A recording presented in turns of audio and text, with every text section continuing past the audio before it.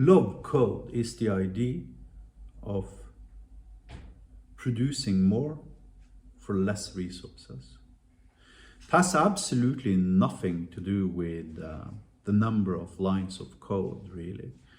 It's about economizing the process of delivering working software. Really, fundamentally, that's what low code is about. Now, if you have a system that allows you to generate 10,000 lines of code per second, if you allow that system to run for an hour, you've got 33,600 multiplied by 10,000 lines of code. I'm too lazy to do the math in my head. However, it's probably going to be like 36 millions or something around there. It's still a low code system, even though it has 36 million lines of code. Why? Because low code isn't about the number of lines of code. It's about the resource requirements, really, to deliver working software.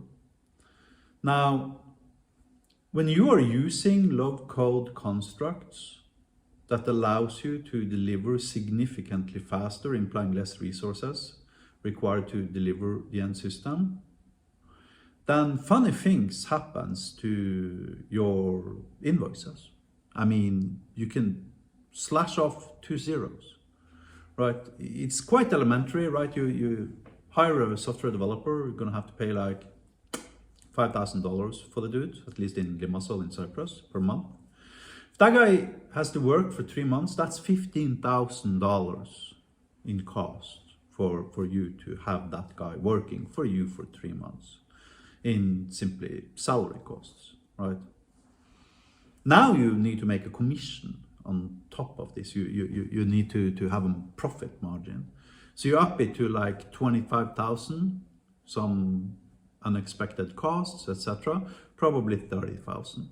So you have a guy working for you for 3 months, you pay him $15,000 in salary, you add $15,000 on top of that. Before you've accommodated for all of your costs, you're up to $50,000. We can deliver at iNiro, we can deliver SaaS companies. You contact me, tell me you want to have a SaaS company based upon some data you've got. Cool. That'll cost you roughly the same as, having some Ukrainian outsourcing company create a custom website for. Literally, I'm not even kidding. We had this Ukrainian outsourcing company contact us about a year ago. They offered to create a website for us. They wanted $2,000 for a custom website. I can deliver a custom AI SaaS company for the same price now. Now, the system I'm about to show you now, Fintel AI, we had to charge more for, I need to emphasize. That's because their particular problem domain was more complex. The guy basically had a username and a password to an SFTP site. We needed to connect to that SFTP site to download like gigabytes, literally, of CSV files. Then we need to synchronize these CSV files up into a PostgreSQL database. We needed to model the original database and create it and manage its hosting, etc., etc. So that particular system became more complex and we had to invoice the client more than $2,000 to actually deliver the system. Why? Because of the problem domain was simply too complex. So instead of being able to deliver it in some, 10 to 50 hours, we actually had to spend like 160 hours on delivering this system in total, or 100 plus hours, something. However, we are now at the place where we can deliver custom AI SaaS company for the same price you typically pay for custom website. Let me show you the system. Here I am at fintel.ai. Now this website costed about 10% of the system I'm about to show you.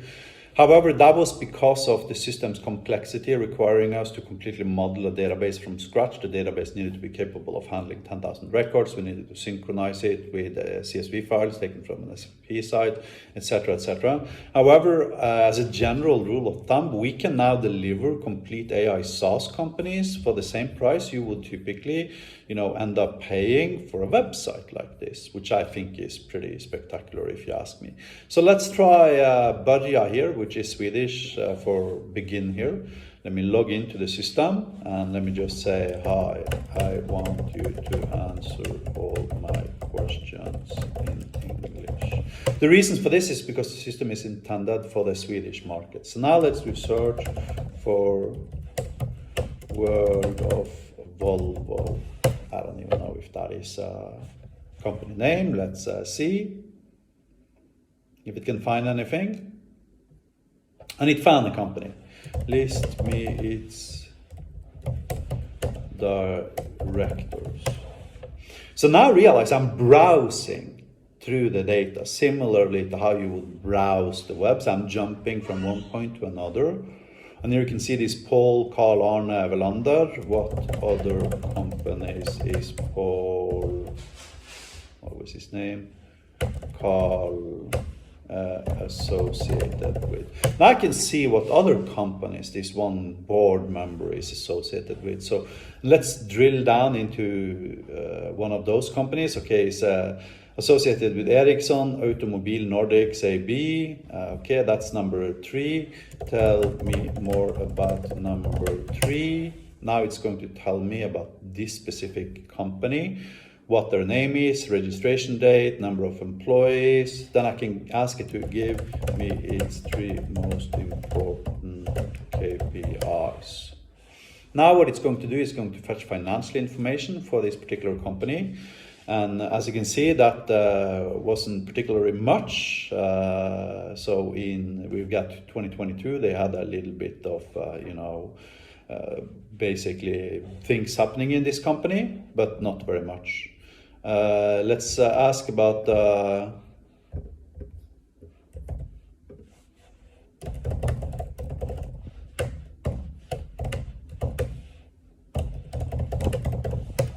let's see now if it can answer this question. And it didn't find anything. However, the point being, and the system can even show graphs and charts. The point being that this thing, if you came to us and you told us, yeah, I need an AI SaaS company, I need a website, I need an AI SaaS app. Okay, we can deliver the AI SaaS app for the same price you would typically end up paying to build that website. That's pretty kick-ass. Software developers have a lot of internal arrogance related to low code and no code. This arrogance and ignorance results in that they become more expensive because they are incapable of using the best tools for the job at hand, regardless of what that particular job is. And this originates from internal biases in the software developer's head, which makes him believe that constructs such as low code and no code are inferior. This fundamentally destroys the software developer's ability to deliver optimal products for the optimal price, using the least amounts of resources to deliver the highest amount of quality.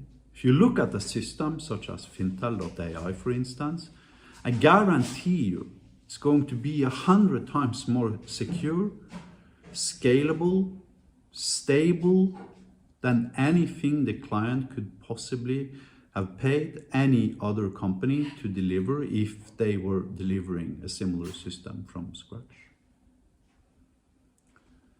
Software developers, when it comes to choosing tools, cannot be trusted, period. End of fucking debate.